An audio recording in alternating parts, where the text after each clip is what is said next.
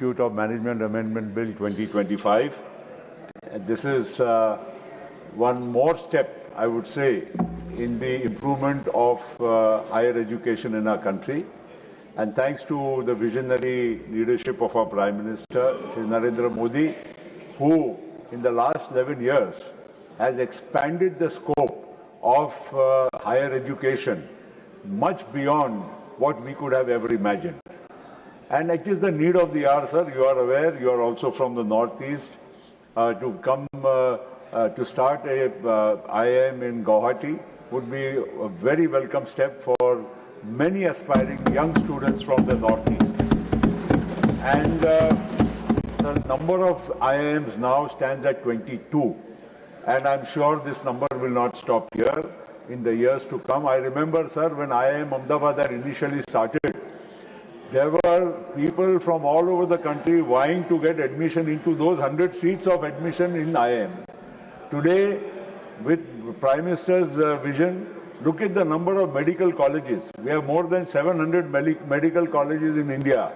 We have now IITs. We have AIIMS. All these are premier institutions which were most people in the country were being deprived of. I remember AIIMS in Delhi, when people used to come here from all over the country, poor people not having a place to stay, where to go, whom to approach, and getting an admission into AIIMS for treatment was almost like impossible. These are the days, and now look at the transformation which is taking place across all sectors. Even AIIMS is a center of excellence for higher education. So would be an IIT, so would be an IIM. How many of our students go to Harvard, to Columbia, to Stanford, to so many other institutions? Our students are going to Australia for higher education, to the UK for higher education. These are the institutions which are not only on par, but some are even better than some of the best of the universities across the world. So this is a transformation in education which is required. Unless and until we bring this transformation, why are we spending lakhs and lakhs and crores of rupees per student for international studies when that kind of education can be made available here? And that is why the entire exercise of the Prime Minister and the HRD Ministry under Dharmendra Pradhanji is to transform the landscape of India. And I feel, sir, that IIMs, though they may be 22 in number, but as centers of excellence, institutes of excellence, they should be upgraded constantly, because that is where you will be really competing with the best in the world. There should be a day when people, students from all over the world want to come to our IIMs and IITs to get their degrees so that they can stand higher in the world. That should be the vision with which the Prime Minister is moving. 2047 Viksit Bharat cannot happen without transformation in education. And unless and until you spread education across the length and breadth of the country, my friend was talking about having an IIM in every district. Well, that may not be the possible scenario, but at least every state, every region, that is how, when you integrate India also, through education also, through other developmental initiatives. And that's the vision with which this bill has been brought in. I fully support the IIM Amendment Bill, and I would urge the Honourable Minister, though he was a little away for a few minutes, but I know that he has, I think, transformation and development in his core, and he would like to see that the IIMs of India truly stand out as exceptional institutes of excellence. My fullest support, especially because the IIM is starting in Guwahati, and from this year itself, as we have mentioned, my congratulations to him and to the Prime Minister for bringing in this historic legislation. Thank you, Mr. Patel. Sri Naresh Bansal ji, आपके 4 minute हैं, 4 minutes. धन्यवाद उपाध्यक्ष जी, आपने मुझे IIMs amendment bill पर बोलने का अवसर प्रदान किया। मैं आपका आभारी हूं। यह विधेयक मोदी जी की सरकार की रिफॉर्म, परफॉर्म और ट्रांसफॉर्म इस नीति को प्रकट करता है वर्षों तक नॉर्थ ईस्ट अशांत रहा, वो पहले की सरकारों की नीतियों के कारण जो नॉर्थ ईस्ट की उपेक्षा हुई है। जब से मोदी जी की सरकार आई, पहले सी नॉर्थ, नॉर्थ ईस्ट, फिर एक्ट नॉर्थ ईस्ट, इस पर जो काम हुआ है, विभिन्न प्रकार से वहाँ जो अशांति थी उसमें भी कमी आई है, लगभग समाप्त हुई है। जो भारत सरकार, आसाम सरकार और उल्फा के बीच में एमओएस हुआ था, उसके अंतर्गत बहुत सारी विकास की योजनाएं स्पेशल डेवलपमेंट पैकेज के अंतर्गत आसाम में होनी है, हो रही है। उसी के अंतर्गत ये आईआईएम भी वहां पर स्थापित किया जा रहा है। मैं इसके लिए अपने शिक्षा मंत्री आदरणीय धर्मेंद्र प्रधान जी को बधाई देता हूं कि 555 करोड़ रुपए के आवंटन से ये आईआईएम वहां प्रारंभ हो रहा है। बड़ा आश्चर्य होता है देखकर, जिस आसाम की आबादी 3 करोड़ है, वहां पर कोई आईआईएम नहीं था।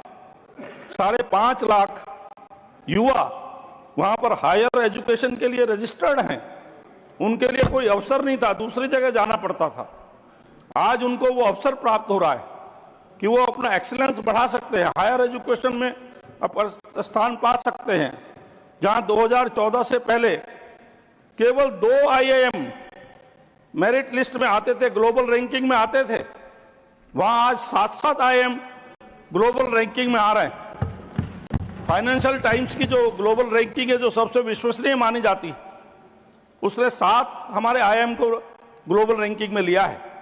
तो यह हर्ष का विषय है। और जिस प्रकार से 2014 से पहले केवल 3,500 छात्र आईआईएम में शिक्षा प्राप्त करते थे, आज 9,800 से ज्यादा छात्र उसमें शिक्षा प्राप्त कर रहे हैं। लगभग 3 गुना ये संख्या है। इससे और इसमें वृद्धि होगी और युवकों को उसमें अपना अवसर प्रदान होगा।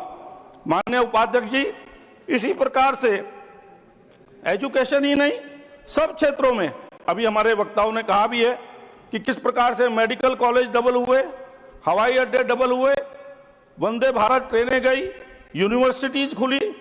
तो इसी प्रकार से करते हुए जहां केवल 13 आईआईएम थे, आज 22 आईआईएम हो रहे हैं। और जो प्राइवेट उसमें आईबीएस में, इंडियन बिजनेस स्कूल में छात्रों को जो 1 साल के कोर्स के लिए 34 लाख से 42 लाख रुपए तक खर्च करना पड़ता था, आईआईएम खुलने के बाद 2 वर्ष का जो एमबीए कोर्स है, उसमें केवल 14 लाख से 26 लाख रुपए के बीच में गरीब छात्रों को शिक्षा प्राप्त हो सकेगी। सरकार इसमें प्रत्येक छात्र पर जो 150 रुपए खर्च होता है, उसमें से 125 रुपया सरकार वहन करती है और इंस्टीट्यूट केवल 25 रुपए वहन करता है। इस प्रकार सरकार के द्वारा पूर्ण अवसर नॉर्थ ईस्ट के, आसाम के और उसके आसपास के छात्रों को मिलेगा हायर एजुकेशन के लिए। अब उनको विदेश नहीं जाना पड़ेगा। मैं इस अमेंडमेंट बिल का समर्थन करते हुए माननीय शिक्षा मंत्री जी को बहुत बहुत बधाई देता हूं कि उन्होंने एक बहुत अच्छा काम ये किया है। बहुत बहुत धन्यवाद। धन्यवाद। Now Shri doctor V Sivadasan, not present. Shri Mokariya Rambhaji. ये डिस्टर्ब कर रहे हैं सब, आवाज आती है तो पता नहीं चलता क्या बोलते हैं। राजा साहब है ना, पीछे पीछे परेशान करते हैं। सर, ये धर्मेंद्र प्रधान साहब ने अच्छा को मैं इसका डिस्टर्ब न कीजिए, उनका भाषण रखने दीजिए आप, क्योंकि आपके पास 4 मिनट। 4 मिनट, 1-2 मिनट बढ़ा देना प्लीज। सर, आपने मेरे को बोलने का अवसर दिया, मैं आपका भी सह दिल से आभार व्यक्त करता हूं और अपने सीनियर सब है मेरे वडील, उसका भी वंदन करता हूं। ये जो बिल लेके आए हैं प्रधान जी, बहुत अच्छा बिल है। और मोदी सरकार में करीबन 11 साल से एजुकेशन, एयरपोर्ट, रेलवे सब में जो सुधार, जो डेवलपमेंट रहा है, तो शिक्षण सबसे अपने देश के डेवलपमेंट के लिए उसका एक अच्छा पासा है कि वो सबसे ज़्यादा एजुकेशन के लिए काफ़ी लोगों ने पहले पत्थर हड़ताल करवाया था। हमारे मित्रों लोगों ने, मोदी साहब ने सबको कंप्यूटर दिया, सबको पुस्तकें दी, नया नया कोर्स दिया, सस्ता कोर्स दिया और बाहर के लोग भी यहाँ पढ़ने आ गए। जैसे पहले तक्षशिला में था, इससे ज़्यादा अभी यहाँ सब लोग आने लगे। तो डेवलपमेंट देश का भी हो रहा है। मोदी साहब ने काफ़ी कुछ अच्छा किया और धर्मेंद्र प्रधान जी ने भी काफ़ी कुछ किया। मेरा एक राजकोट मेरा क्षेत्र है, मैं एक रिक्वेस्ट भी बीच बीच में कर दूं, क्योंकि हम विद्यार्थी परिषद में दोनों साथ में था तो थोड़ा मेरा हक भी बनता है। तो राजकोट में एक केंद्रीय विद्यालय है, लेकिन वहाँ की पॉपुलेशन, आबादी और सरकारी कर्मचारी की संख्या काफ़ी है। तो एक और मेरे को ये केंद्रीय विद्यालय देगा तो इसका अच्छा रिजल्ट भी आएगा और मैं इसका आभार मानता हूँ और वो मेरे को मना नहीं करेंगे। पहले सर ये जो 555 करोड़ रुपए उपलब्ध किए गए हैं IIM के लिए, वो IIM अहमदाबाद, IIM गुवाहाटी के लिए मार्गदर्शन संस्था होगा।